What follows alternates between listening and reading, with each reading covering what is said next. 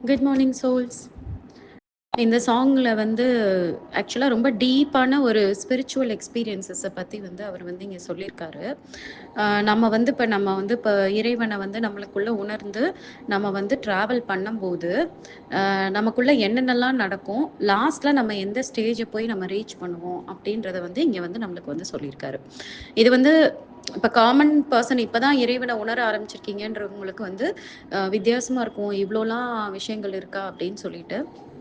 இது வந்து என்னன்னா, எல்லாருமே அந்த ஸ்டேஜ வந்து கண்டிப்பா ரீச் பண்றதுக்கு எல்லா முயற்சியும் பண்ணணும்னு அவசியமே கிடையாது. ஒண்ணுமே இல்ல. அதாவது இறைவன் எதிர்பார்க்கிறதெல்லாம் டெய்லி நான் உனக்குள்ள தான் இருக்கேன் அப்படின்றத மட்டும் உணரு. அதே மாரி அப்ப நமக்குள்ள தான் இருக்கேன்னு உணரும்போது நம்ம என்ன ஆவோம்னா, ரொம்ப நம்ம தான் ரொம்ப பெருசுன்னு நெனைக்கிறத விட்டுட்டு, நம்மளுக்குள்ள இருக்கக்கூடிய எல்லா கெட்ட குணங்களையும் நம்ம வந்து வரக்கூடாதுன்னு நெனைப்போம். அது வரும். நம்மளையும் மீறி டக்குன்னு வந்துரும். வரும்போது இல்ல நம்ம கூட தானே இறைவன் இருக்காங்க. நம்ம ஏன் வந்து இந்த கெட்ட எமோஷன்ஸு நம்மள வந்து பாதிக்கிற மாதிரியான எமோஷனோ, அடுத்தவங்கள பாதிக்கிற மாதிரியான எமோஷனையும் நம்ம ஏன் டெவலப் பண்ணிக்கணும்? நம்ம அத கட் பண்ணிப்போம் அப்படின்னு சொல்லிட்டு நம்ம கொஞ்சம் முயற்சி எடுத்து அத கட் பண்ண ட்ரை பண்ணுவோம். ஏன்னா இறைவன் நம்ம கூட இருக்கும்போது வேற என்ன வேணும்? அவரு பார்த்துப்பாரு அப்படின்னு சொல்லிட்டு அந்த சரண்டர் மோடுக்கு போவோம். நீ பார்த்துக்கோப்பா என்ன பிரச்சனைனாலும். இதுக்காக போய் நான் வந்து அவமானப்படுத்த மாட்டேன். இதுக்காக ஒருத்தர போய் நான் வந்து கஷ்டப்படுத்த மாட்டேன். இதுக்காக நான் இந்த தவறான வழிக்கு நான் போமாட்டேன். நீ இருக்கும்போது எனக்கு என்ன பிரச்சனை? நீயே பார்த்துக்கோ. எனக்கு என்ன கஷ்டம் வந்தாலும் நீ பார்த்துப்ப. அப்படின்ற அந்த ஒரு எண்ணம் வர்றதுக்காக தான் இறைவன நம்ம வந்து நம்மளுக்குள்ள உணரணும். 2வது இறைவன அடுத்தவங்க கிட்ட உணரணும்னு எதிர்பார்க்கிறாரு. அடுத்தவங்க கிட்ட உணரணும்னா என்ன பண்ணுவோம் நம்ம? நம்ம கூட இருக்கிறவங்கள நம்ம ரத்த பந்தத்தையும் சரி, நம்மளோட ஃப்ரெண்ட்ஸு, ஃபேமிலி, நம்ம நெய்பர்ஸு, ரிலேட்டிவ்ஸ்ன்னு எல்லாரையும் நம்ம ஓரளவுக்காவது நல்லா பார்த்துப்போம். ஆனா, இது எதுவுமே நம்மளுக்கு எந்த விதத்திலயும் சம்மந்தமே இல்லாத ஆட்களு, அதுவும் நம்மள விட ரொம்ப கஷ்டப்படுற ஆட்கள வந்து நம்ம வந்து பெருசா வந்து அது நம்மளோட கடமை. அவங்களையும் நம்மளால முடிஞ்ச அளவுக்கு நம்ம ஏதாவது பண்ணணும்னு நெனைக்கவே மாட்டோம்.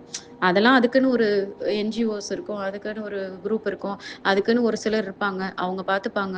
நம்ம வேலைய பார்ப்போம். நம்ம குடும்பத்து பிரச்சனைய பார்க்குறதுக்கே நம்மளுக்கு முடியல. அப்படின்ற அந்த ஆட்டிட்யூட உடைச்சு தூக்கி எறியணும். அதுதான் வந்து இறைவனோட விருப்பம். உன் கண்ணு முன்னாடி நான் யாரையாவது அனுப்பிக்கிட்டே இருப்பேன். உன் கஷ்டத்துல இருக்கிறவங்கள. உன்னால முடிஞ்சத நீ செஞ்சுட்டு போயிட்டே இருக்கணும்.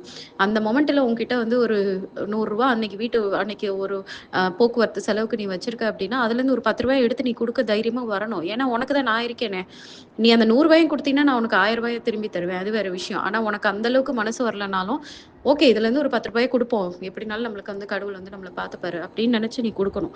அதே மாரி உன்னோட எஃபர்ட்ஸ், உன்னோட டைமு இவங்களுக்கு உதவி பண்ணிட்டு இருந்தா எனக்கு ஆஃபீஸ்க்கு லேட் ஆயிரும். இவங்க கிட்ட உட்காந்து பேசிட்டு இருந்தா எனக்கு ஆஃபீஸ் லேட் ஆயிரும்னு நெனைக்காம, ஆஃபீஸ் லேட் ஆனாலும் பரவால்ல. இது இறைவன் வந்து எனக்கு குடுத்துருக்க வேல. நான் அந்த வேலைய முடிச்சுட்டே நான் போவேன். அங்க கடவுள் பார்த்துப்பாரு அப்படின்ற எண்ணம் வந்து, இறைவன் தான் மத்தவங்களுக்கு உதவுறதுக்கு நம்மளுக்கு ஒரு ஆப்பர்ச்சுனிட்டி குடுத்துருக்காருன்றத புரிஞ்சு, நம்ம வந்து எல்லாருக்குள்ளயும் இறைவன பார்த்து, எல்லாருக்கும் பிரயோஜனமான ஒரு வாழ்க்கைய வாழணும். இந்த 2 மட்டும் தான் கடவுள் வந்து நம்மகிட்ட எதிர்பார்க்குறாரு. இந்த 2 வந்து நீங்க வந்து பண்றதுக்கு தான் உங்களுக்கு என்னென்ன தேவைப்படும்? கடவுள் நம்மளுக்குள்ள இருக்காருன்றத உணர்றதுக்கு மெடிடேஷன் ரொம்ப முக்கியம். மெடிடேஷன் பண்ண தான் நம்ம யாரு? நம்மளுக்குள்ள வந்து இறைவன் வந்து எப்படி ஒரு சக்தியா இருக்காருன்றத தெரிஞ்சுக்க முடியும். ஏன்னா மைண்ட் அப்பதான் கொஞ்சம் காமா இருக்கும், குயட்டா இருக்கும். குயட்டா இருக்கும்போது தான் மைண்டுக்குள்ள என்ன வேலை நடக்குதுன்றத நம்ம புரிஞ்சுக்க முடியும். தென் 2வது இறைவன பத்தின விஷயங்கள தெரிஞ்சுக்கிறது. அது தெரிஞ்சுக்கிறது மூலமா ஞானம் வருதுன்றத விட, அது போய் நம்மளோட சப்கான்ஷியஸ் மைண்ட்ல போய் ஸ்டோர் ஆகும். இப்ப நீங்க என்னோட ஆடியோஸ் எல்லாம் லிசன் பண்றீங்க. அதுல உங்களுக்கு அரைகுறையா தான் எல்லாம் புரியுதுனாலும், உங்களுக்கு கான்ஷியஸ் மைண்ட் அதாவது உங்களுக்கு வெளிப்படையா இருக்கக்கூடிய அந்த மைண்டுக்கு புரியலனாலும், உங்களுக்குள்ள இருக்கக்கூடிய டீப் அந்த ஆன்மா இருக்கு இல்லையா? அந்த ஆன்மா ரொம்ப புத்திசாலி. அந்த ஆன்மாக்கு வந்து இறைவனோட ஒரு பார்ட் தான் அந்த ஆன்மான்ற போது, அந்த ஆன்மா வந்து கேட்ச் பண்ணிக்கும். அந்த ஆன்மாக்கு நீங்க ஃபியூயல் குடுக்குறீங்க. அந்த ஆன்மா வந்து வீக்கா இருக்கக்கூடிய ஒரு ஆன்மாவ நீங்க வந்து லிசன் பண்ணி கேட்டு அதே மாரி ரீட் பண்ணி அந்த ஆன்மாக்கு வந்து நீங்க வந்து ஒரு பவர வந்து நீங்க குடுக்கும்போது, அது என்ன பண்ணும்னா, உங்களுக்குள்ள வந்து அது வந்து பயங்கர பவர்ஃபுல்லா மாறி, இறைவன் காட்டுற வழியில உங்கள வந்து எடுத்துட்டு போக ஆரம்பிக்கும். ஸோ இது பண்ணணும். அதுக்கப்புறம் 3வது அடுத்தவங்களுக்கு நல்லது பண்ணணும். நான் திரும்பி திரும்பி சொல்றது உணவு தானத்துலேருந்து ஆரம்பிங்க. டெய்லி ஒருத்தருக்காவது உணவு தானம் பண்ணுங்க. அப்புறம் அடுத்தடுத்து நீங்க என்ன பண்ணணும் அப்படின்றத கடவுளே சொல்லுவாரு.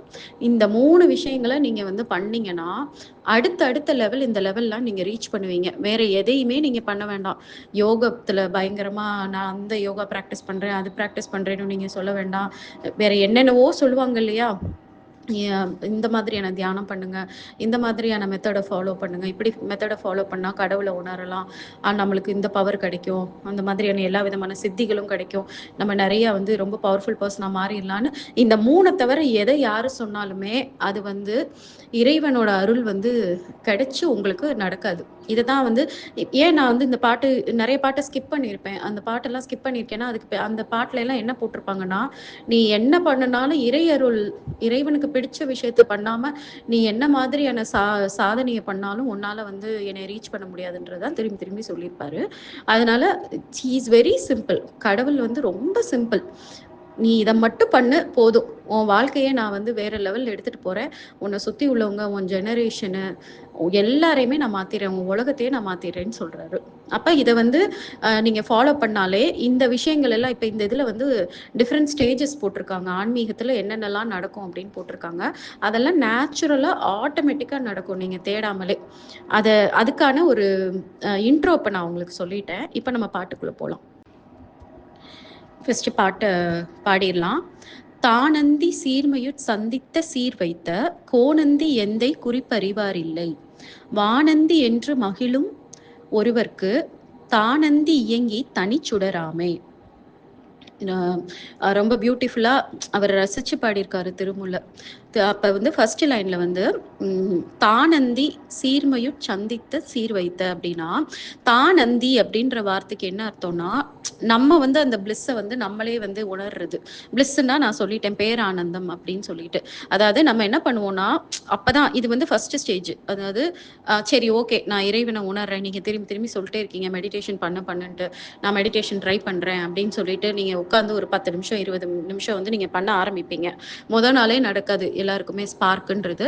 ஒரு சிலருக்கு வந்து ஃபியூ டேஸ்ல நடக்கும், ஒரு சிலருக்கு ஒரு 10 நாள்ல நடக்கும் இந்த மாதிரி. ஆனா கண்டிப்பா அந்த ஸ்பார்க் வந்து கிரியேட் ஆகும். எப்பவுமே அந்த ஸ்பார்க் வந்து மெடிடேஷன்ல கிரியேட் ஆகும். அப்படி இல்லைன்னா நீங்க உணவு தானம் பண்ணுறதுக்கு யாருக்காவது போய் கொடுக்க போகும்போது அவங்க பேசுற வார்த்தைகள், அதுக்கப்புறம் சில நேரம் வந்து ஆளுங்க கிடைக்கவே மாட்டாங்க, அலைஞ்சு திரிஞ்சு திடீர்னு கடவுளே அனுப்புன மாதிரி யாராவது வரும்போது உங்களுக்குள்ள வந்து ஒரு அதிர்வு வரும். அதுதான் அந்த ஸ்பார்க்குன்றது. அந்த அதிர்வு வந்து என்ன கொடுக்கும்னா ஒரு சந்தோஷத்தை கொடுக்கும். அந்த சந்தோஷம் வந்து எப்படி இருக்கும்னா நம்மளுக்கு வந்து இதுவரைக்கும் நம்ம அனுபவிக்காத ஒரு சந்தோஷமா இருக்கும். அதனால தான் அது வந்து பிளிஸ்ன்னு சொல்றாங்க. அது வந்து ரொம்ப இனம் புரியாத ஒரு உணர்வு. ஐயோ இது டிஃப்ரெண்டா இருக்கே அப்படின்னு சொல்லிட்டு நம்ம ஃபீல் பண்ணுவோம். அதுதான் வந்து இந்த தானந்தி அப்படின்றாங்க. நம்ம உணர்றது. ஓகேவா, சம்திங் இஸ் ஹேப்பனிங், எனக்குள்ள ஏதோ நடக்குது, எனக்குள்ள ஏதோ டிஃப்ரெண்டா இருக்கு அப்படின்னு சொல்லி நடக்கிறது தான் ஸ்டார்டிங் ஸ்டேஜா. அதை தான் வந்து இங்க வந்து அவர் வந்து சொல்லியிருக்காரு. அதாவது நான் அப்படின்றத தாண்டி, நான் பார்த்துட்டு இருந்த உலகம்ன்றதை தாண்டி ஏதோ ஒண்ணு வந்து எனக்குள்ள செய்யுது அப்படின்னு ஃபீல் பண்றது. அதுக்கப்புறம் செகண்ட் வந்து கோணந்தி எந்தை குறிப்பறிவார் இல்லை அப்படின்னா, ரெண்டாவது வந்து கோணந்தி, கோன் அப்படின்னா இறைவன், கிங்கை தான் வந்து கோன்னு சொல்லுவாங்க. இங்கே கிங்குன்னு மீன் பண்றது இறைவனை. அப்ப இறைவன் கொடுக்குற ஒரு பிளிஸ், ஓகேங்களா, இறைவன் கொடுக்குற பிளிஸ் வந்து அடுத்து வந்து நம்ம அனுபவிக்க ஆரம்பிப்போமா. ஆனா அதுல வந்து எந்தை குறிப்பறிவார் இல்லை அப்படின்னா, அவரோட பர்பஸ் வந்து ஏன் அவர் வந்து இந்த பிளிஸ்ஸை நம்மளுக்கு கொடுக்குறாரு, இதுக்கு பின்னாடி அவருக்கு என்ன நோக்கம் இருக்கு, அவர் நம்ம எல்லாரையும் வச்சு என்னதான் பிளான் பண்ணியிருக்காரு, எதுவுமே நம்மளால கண்டே பிடிக்க முடியாது. ஆளாளுக்கு ஒன்னொன்னு நம்ம கெஸ் பண்ணுவோமே தவிர, அவரோட பிளானு, இறைவன்ற அந்த பெரிய சக்தியோட இது ஸ்ட்ராட்டஜி, இல்ல அதுக்கு பின்னாடி இருக்கக்கூடிய கோல்லாம் யாராலையுமே கண்டுபிடிக்க முடியாதான். அதை வந்து ஏன் இங்க சொல்றாங்க அப்படின்னா, நீ அவ்வளோ ஈஸியா கடவுளை டிஃபைன் பண்ணிட முடியாது. கடவுள்னா இவ்வளவுதான், கடவுளுக்கு இதான் வேணும், கடவுளுக்கு இப்படிதான் பிடிக்கும். ஏன்னா இப்ப ஒரு சிலர் வந்து ஏன் இந்த கடவுள் வந்து இந்த இதை படைச்சாரு அப்படின்னு நான் வந்து எல்லாருக்குமே கேட்கிற கூடிய கொஸ்டின் தானே. ஸோ அந்த கொஸ்டின் எனக்கும் வரும்போது நான் போய் போய் தேடுவேன். அப்ப பாத்தீங்கன்னா எல்லாரும் மோஸ்ட் ஆஃப் த பீப்புள் என்ன சொல்லியிருப்பாங்கன்னா, அது இறைவனோட லீலை அப்படின்வாங்க. அவருக்கு வந்து போர் அடிக்குதான், அதனால அவர் வந்து சரி சும்மா போர் அடிக்குது, அதனால இதெல்லாம் வந்து நம்ம உருவாக்கி இவங்க எல்லாரும் எப்படிலாம் இருக்காங்கன்னு சொல்லி நம்ம வேடிக்கை பார்க்கலாம் அப்படின்னு நினைச்ச மாதிரி அதை ஒரு இட்ஸ் அ பார்ட் ஆஃப் இறை லீலைன்னு சொல்லுவாங்க. பட் அதெல்லாம் லாஜிக்கலாவே இருக்காது நம்மளுக்கு. ஏன் அப்படி பண்றாரு, இறைவனுக்கு எதுக்கு போர் அடிக்குது அப்படின்ற மாதிரி எல்லாம் நம்மளுக்கு யோசனை வரும். இது எதுக்கு நான் சொல்ல வரேன்னா, ஒவ்வொருத்தரும் ஒவ்வொரு ரீசன் சொல்லுவாங்க. ஏன் இந்த இறைவன் வந்து இந்த உலகத்தை படைச்சாரு, இந்த யூனிவர்ஸை ஏன் படைச்சாரு, எப்படி இவ்வளோ கோடிக்கணக்கான பிளானட்ஸு, கோடிக்கணக்கான செலஸ்டியல் ஆப்ஜெக்ட்ஸே அவ்வளோ இருக்கு. அதே மாரி இந்த எர்த்ல பார்த்தீங்கன்னா, எர்த்ல மட்டுமே எவ்வளவோ விதமான உயிரினங்கள் இருக்கு. மனுஷங்க எவ்வளவோ விதமா ஆளுங்க இருக்காங்க. இதெல்லாம் ஏன் பண்றாரு? எதுக்கு பண்றாரு? அப்டின்னா, அதுக்கெல்லாம் யாருக்கிட்டயுமே ஆன்சர் கிடையாது. கரெக்ட்டான ஆன்சர் கிடையாது. இப்ப நான் வந்து உங்களுக்கு நான் சொல்றேன் அப்டின்னா, இறைவன் ஏன் பண்றாருன்றது எனக்கே தெரியாது. ஆனா, இறைவன் என்ன பண்ண சொல்றாருன்றத மட்டும் தான் நான் புரிஞ்சு வச்சிருக்கேன். அவரு பண்ண சொல்றது நான் உங்களுக்கு அந்த ஃபர்ஸ்ட் ஆடியோல நான் சொல்லிட்டேன். உனக்குள்ள நான் இருக்கேன்னு உணர்ந்துக்கோ, அடுத்தவங்க கிட்டயும் நான் இருக்கேன்னு உணர்ந்துக்கோ. இதுபடி நீ வாழ்க்கைய வாழுன்னு மட்டும் தான் சொல்லியிருக்காரு. ஆனா, இதுக்கு பின்னாடி அவருக்கு என்ன பிளானு? ஏன் எல்லாருமே இந்த ஆன்மீக உணர்வ வந்து புரிஞ்சுக்கணும்னு எதிர்பார்க்குறாரு? அப்படின்றதெல்லாம் இறைவனுக்கு மட்டும் தான் தெரியும். அதனால நம்ம வந்து எப்பவுமே வந்து ரொம்ப ஹம்பிளா இருக்கணும்ன்றது தான் இந்த பாட்டுல சொல்றாங்க. உனக்கு வந்து ஈவன் டிவைன் பிளிஸ்ஸே உனக்கு கிடைச்சா கூட, நீ எல்லாம் தெரிஞ்சவங்களா நீ உன்னைய நெனச்சிராத. உனக்கு தெரிஞ்சது வந்து உன் கையில வந்து பிடிக்கிற அளவுக்கு தான். அது இருக்கும் கடல் மாதிரி. கடலையும் தாண்டி மகா சமுத்திரமா இருக்கும். அதனால ஹம்பிள்னஸ விட்றாத அப்படின்றது தான் இந்த 2வது லைன்ல சொல்றாங்க. தென் வந்து வானந்தி என்று மகிழும் ஒருவர்க்கு அப்படின்னா, இதுக்கு அடுத்த லெவல் ஃபர்ஸ்ட், செகண்ட் லெவல்ல வந்து அந்த டிவைன வந்து கொஞ்சம் ஃபீல் பண்ண ஆரம்பிப்போம். என் கூட வந்து காட் இருக்காரு, எனக்குள்ள இருக்காரு, எனக்கு பக்கத்துல இருக்காரு. காடோட பிரசன்ஸ நான் ஃபீல் பண்றேன். இறைவனோட அந்த மேஜிக் என் லைஃப்ல நடக்கிறது எனக்கு தெரியுது அப்படின்னு சொல்லிட்டு, ஒரு பயங்கரமான ஒரு பிளிஸ் மோடுக்கு வந்து நம்ம போவோம். ஒரு பேரானந்த நிலைக்கு போவோம். அதுக்கு அடுத்த நிலை வந்து வானந்தி என்று மகிழும் ஒருவருக்குன்னா, இன்னும் அடுத்த லெவல்.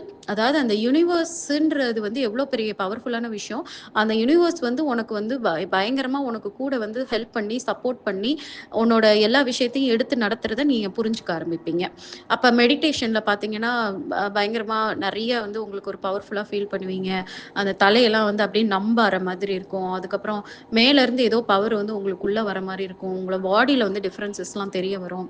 ஒரு மாதிரி பயங்கரமான ஒரு சந்தோஷம் வந்து உங்களுக்கு கிடைக்கும். தென் உங்களோட வேர்ட்ஸ் எல்லாம் வந்து மிராக்குலஸா நடக்க ஆரம்பிக்கும். ஈவென்ட்ஸ் எல்லாமே பார்த்தீங்கன்னா, ஒரு மாரி நம்மள தாண்டி ஒரு பெரிய சக்தி வந்து நம்மள வந்து கொண்டு போகுதுன்றதெல்லாம் ஃபீல் பண்றது தான் வானந்தியாம். Highest spiritual state. ஸோ இத வந்து இதுல வந்து ரொம்ப இன்னும் அடுத்து பயங்கரமா சந்தோஷம் ஆவாங்க. அந்த சந்தோஷத்தோட ஸ்டேஜஸ்லாம் வந்து இன்க்ரீஸ் ஆகிக்கிட்டே இருக்கும். ஸோ டிவைன் நம்ம கூட இருக்கிறாங்கன்றத ஓரளவுக்கு புரிஞ்சிருக்கிறது செகண்ட் ஸ்டேஜ்னா, டிவைன் வந்து ஃபுல் அண்ட் ஃபுல் வந்து ஏதோ ஒரு பவரோட நம்மள வந்து ஆக்டிவேட் பண்றது, நம்மளுக்கு ஏதோ பவர் குடுத்துருக்குதுன்ற மாதிரி ஃபீல் பண்றது 3வது ஸ்டேஜ். அடுத்து அதோட அப்படியே கன்டினியூஷனா 4வது லைன் சொல்லியிருக்காங்க. "தானந்தி இயங்கி தனிச்சுடராமே" அப்படின்னு இருக்காங்க. அந்த 4வது ஸ்டேஜ் தான் பயங்கரமான ஸ்டேஜ். அதாவது என்னன்னா, நீ வந்து இந்த 4வது ஸ்டேஜ்ல என்ன ஆயிருவன்னா, உனக்குள்ள வந்து அந்த பிளிஸ் வந்து பெர்மனன்ட்டா நின்றும்.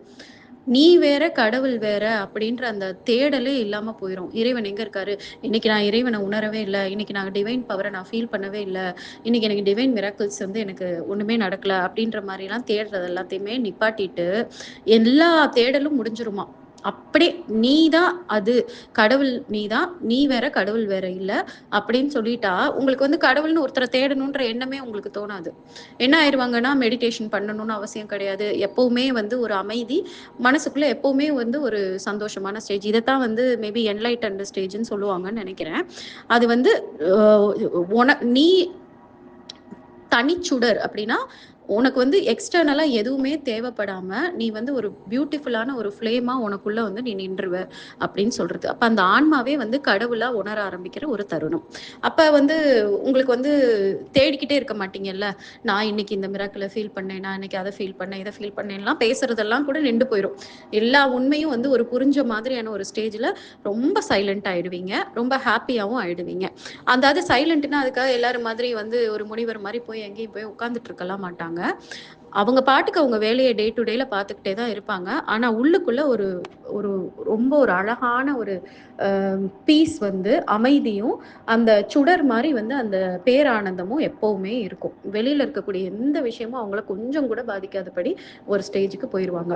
இப்ப இந்த ஸ்டேஜ் எல்லாம் என்ன ஆகும்னா, நேச்சுரலா நடக்கும் உங்க லைஃப்ல. நீங்க இறைவன வந்து தேடி, அந்த இறைவன் சொல்ற விஷயங்கள மட்டும் டே டு டேல இன்டகிரேட் பண்ணிட்டு உங்க வாழ்க்கைய வாழ ஆரம்பிச்சீங்கன்னா, ஒரு ஒரு கட்டத்திலயும் ஒவ்வொன்னும் நடந்துகிட்டே இருக்கும். இருக்கும். எதுவுமே நீங்க வந்து எஃபர்ட்ஸ் போடணும்னு அவசியமே கிடையாது. பட் இது வந்து உங்களுக்கு வந்து இறைவன் வந்து இந்த பாட்டுல திருமூலர் மூலமா தெரியப்படுத்துறாரு. இத்தனை விஷயங்கள் இருக்கு ஆன்மீகத்துல. நீ ஃபைனலா வந்து ஒரு ஸ்டேஜ்ல தனிப்பெரும் சுடராவா அப்படி அப்படி உள்ள வந்து அப்படியே அந்த ஒரு ஒரு விளக்கு வந்து எப்பவுமே எரிஞ்சுக்கிட்டே இருந்தா எப்படி இருப்பியோ அது மாதிரி நீ வந்து இருந்துருவ. அதுக்கப்புறம் நீ என்னை தேடவே மாட்ட.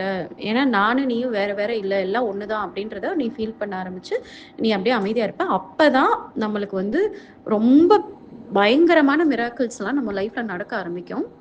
நம்ம அதை பத்தி ரொம்ப ரியலைஸ்லாம் பண்ணிக்க மாட்டோம். நம்ம சுடரா மாறி என்ன ஆயிருவோம்னா, நம்மள சுத்தி உள்ள எல்லாத்துக்கும் வந்து லைட் பண்ண ஆரம்பிச்சுருவோம்.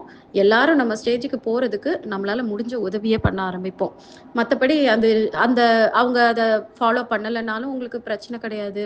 அவங்க ஃபாலோ பண்ணாலும் உங்களுக்கு ஒண்ணும் ப்ராப்ளம் இல்ல. உங்களோட டியூட்டிய மட்டும் நீங்க பார்த்துட்டு, உங்களோட அந்த இன்னர் அந்த ஃப்ளேம் வந்து கொஞ்சம் கூட அணையாம, இல்ல குறையாம பார்த்துக்கிட்டே இருப்பீங்க. இதுதான் வந்து அந்த ஃபைனல் ஸ்டேஜா வந்து இறைவன் வந்து திருமூலர் மூலமா சொல்லியிருக்காரு. இந்த ஃபைனல் ஸ்டேஜ் வந்து இன்னும் கொஞ்சம் டீப்பா வந்து சொல்றேன். அதாவது என்னன்னா, பயங்கரமான பெர்மனன்ட்டான ஒரு அமைதி வந்து உங்களுக்கு வந்து வரும். அந்த அமைதிய வந்து யாராலயும் வந்து கெடுக்கவே முடியாது. ஆம், யாராவது வந்து உங்கள இன்சல்ட் பண்ணா கூட அது உங்கள உள்ள போய் பாதிக்காது. அதே மாரி யாராவது வந்து உங்களுக்கு ப்ராப்ளம் கிரியேட் பண்ணா கூட அது வந்து உங்கள எந்த விதத்திலயும் உள்ள டிஸ்டர்ப் பண்ணாது. எக்ஸ்டர்னலா நீங்க அதுக்கு என்ன பண்ணணுமோ, அது வந்து உங்களுக்கே என்ன பண்ணணுன்றது தெரிஞ்சிருக்கும். என்ன மாதிரியான ஆக்ஷன் எடுத்தா நம்மளுக்கு வந்து இது நடக்காதபடி பார்த்துக்க முடியும்ன்றது உங்களுக்கு தெரியும். எல்லாத்துக்கு பின்னாடியும் ஒரு டிவைன் பிளான் இருக்குன்றத அண்டர்ஸ்டாண்ட் பண்ணி நீங்க ஜஸ்ட் ஒரு டூலா மட்டும் தான் இருப்பீங்க. அதே மாரி ஹாப்பினஸ்ஸ நோக்கி ஓட மாட்டீங்க. அதாவது சந்தோஷத்த தேடி ஓடுறது. எனக்கு சந்தோஷம் வேணும், எனக்கு சந்தோஷம் வேணும். எனக்கு இப்படி நான் இருக்கும்போது எனக்கு சந்தோஷமா இல்ல.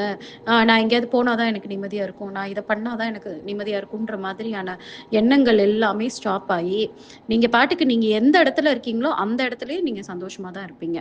நீங்க இப்ப இன்கேஸ் நான் ஒரு ட்ரிப் போனா தான் நான் ஹாப்பியா இருப்பேன் அப்படின்ற எண்ணம்லாம் போயி, ட்ரிப்பு போனாலும் நான் அதே மாதிரி ஹாப்பினஸோட தான் இருப்பேன். நான் இங்க இருந்தாலும் ஹாப்பியா தான் இருப்பேன். அப்படின்ற அந்த ஒரு ஸ்டேஜுக்கு போயிருவீங்க. அதுக்கப்புறம் 3வது வந்து இதுக்காக இது எல்லாமே வந்து நீங்க வந்து ட்ரிப் போறத கட் பண்ணிருவீங்க. சினிமாக்கு போறத கட் பண்ணிருவீங்கன்னு அர்த்தம் கிடையாது. பட் அது வந்து சந்தோஷத்த தேடி போற ஒரு விஷயமா இருக்காது. புரியுதுங்களா? இப்ப இது இல்லாட்டினாலும் எனக்கு ஓகே தான். இது கிடைச்சாலும் ஓகே, கிடைக்கலனாலும் என்னோட உள்ள இருக்கக்கூடிய சந்தோஷம் பாதிக்காது அப்படின்ற ஒரு ஸ்டேஜுக்கு போவீங்க. நீங்க இப்ப யோசிச்சு பாருங்க. நான் சொல்ற எல்லாத்தையுமே உங்களால இப்ப அனுபவிக்க முடியுதா அப்படின்னு சொல்லிட்டு. அப்ப இப்படிலாம் ஒரு ஸ்டேஜ் இருக்கு அப்படின்னு சொல்லிட்டு நம்மளுக்கு இறைவன் சொல்றாரு பாருங்க. அதே மாரி நீங்க யாரையுமே கம்பேர் பண்ணறத நிப்பாட்டிருவீங்க. யார் மேலயும் உங்களுக்கு பொறாம வராது. அதே மாரி யாரையும் உங்கள விட வந்து கீழயும் நீங்க நினைக்க மாட்டீங்க. மேலயும் நீங்க நினைக்க மாட்டீங்க. ரொம்ப கம்பேஷனோட நான் தான் அது, நீங்க தான் நானு, எல்லாருக்குள்ளயும் ஒரே இறைவன் தான் இருக்காங்கன்னு சொல்லிட்டு உங்களுக்கு வந்து எப்பவுமே அந்த கருணை மட்டும் தான் எல்லார் மேலயும் இருக்கும். இன்னொன்னு 4வது வந்து உங்களோட வேலை வந்து நீங்க வந்து ஒரு கடவுள் மாரி பார்க்க ஆரம்பிப்பீங்க. நீங்க சமைக்கிறதா இருக்கட்டும், இல்ல பிசினஸ் பண்றதா இருக்கட்டும், இல்ல நீங்க ஒரு டீச்சரா இருக்கலாம், இல்ல நீங்க ஒரு ஆஃபீஸ்ல ஒர்க் பண்ற ஒரு பெர்சனா இருக்கலாம். அது எல்லாமே உங்களுக்கு என்னன்னா, இறைவன் வந்து உங்களுக்கு குடுத்த டியூட்டி அப்படின்னு சொல்லிட்டு ரொம்ப சந்தோஷமா 100% டெடிகேஷனோட அத பண்ணுவீங்க. அது மூலமா உங்களுக்கு என்ன பெனிஃபிட் கிடைக்குதுன்றது எல்லாத்தையும் தூக்கி போட்டுட்டு, நான் எனக்கு கடவுள் குடுத்துருக்க இந்த வேலைய இன்னைக்கு நான் பெஸ்ட்டா பண்ணுவேன் அப்படின்னு சொல்லிட்டு பண்ணுவீங்க. எந்த வேலையுமே உங்களுக்கு ரொம்ப சின்ன வேலையாவும் தெரியாது. ரொம்ப பெரிய வேலையாவும் கிடையாது. அது வந்து புனிதமான வேலையா நீங்க மாத்திருவீங்க. ஏன்னா, உங்களுக்குள்ள எரியிற அந்த ஃப்ளேம் இருக்குது இல்லையா? அந்த ஃப்ளேம் வந்து ஈவன் ஒரு நார்மலான ஒரு விஷயத்த கூட வந்து ஒரு பெஸ்ட் விஷயமா தான் கண்ணால வந்து பார்க்கும். கடவுள் குடுத்த ஒரு கிஃப்ட்டா தான் பார்க்கும்.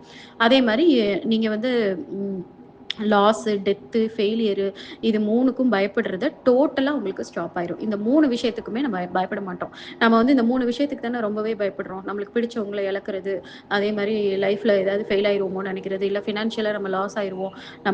நம்ம நெனச்சு வச்சிருக்க மாதிரியான லைஃப்ப நம்மளால அவைல் பண்ண முடியாம போயிருமோ, என்ஜாய் பண்ண முடியாம போயிருமோன்ற பயம் தானே. அது எல்லாமே டோட்டலா கட் டவுன் ஆயிரும். எதுக்குமே நீங்க பயப்பட மாட்டீங்க. தென் 6வது வந்து ரொம்ப ரொம்ப மேக்னெட்டிக்கான ஒரு பெர்சனா மாறிருவீங்க. உங்க கூட இருந்தாலே வந்து எல்லாருக்கும் வந்து ஒரு அமைதி கிடைக்கும் அப்படின்னு நினைக்கலாம். அதே மாரி உங்களோட ஒவ்வொரு வார்த்தையுமே வந்து ரொம்ப அர்த்தமுள்ளதா அவங்களுக்கு தெரியும். உங்க வார்த்தைய கேட்கும்போதோ, படிக்கும்போதோவே கூட அவங்களுக்கு வந்து ஒரு நிம்மதி வந்து கிடைக்க ஆரம்பிக்கும். அதே மாரி நீங்க யாரையும் லீட் பண்ணணும்னு நினைக்க மாட்டீங்க. பட் ஆட்டோமேட்டிக்கா மக்கள் வந்து உங்கள வந்து நம்ப ஆரம்பிச்சு, உங்களோட வார்த்தைகள வந்து ஃபாலோ பண்ண ஆரம்பிப்பாங்க. அதாவது இது என்ன அர்த்தம்னா, you don't breathe, you actually ரேடியேட்ன்னு அர்த்தம். நீங்க வந்து யாரையும் இத பண்ணு, அத பண்ணுன்னு சொல்லணும்னே இல்ல. ஆட்டோமேட்டிக்கா வந்து உங்களோட அந்த உள்ள இருக்க அந்த ஃப்ளேம்ல இருந்து வரக்கூடிய அந்த வெளிச்சம் வந்து எல்லாருக்கும் பட்டு அவங்களுக்கும் பிரயோஜனமா இருக்கும். இதுதாங்க ஃபைனல் ஸ்டேஜ். ஸோ இது வந்து இத்தன விஷயங்கள் வந்து நம்மளோட வாழ்க்கையில நடக்கலாம். ஓகே. நம்ம வந்து இறைவன நோக்கி போம்போது நடக்கலாம். ஆனா நம்மளோட வாழ்க்கை ஆக்சுவலா அந்த அறியாமையில நம்ம எப்படி போயிட்டுருக்கோம் பாருங்க. நம்ம வந்து கான்ஸ்டன்ட் ஸ்ட்ரகிள்லயே தான் வாழ்ந்துட்டுருக்கோம்.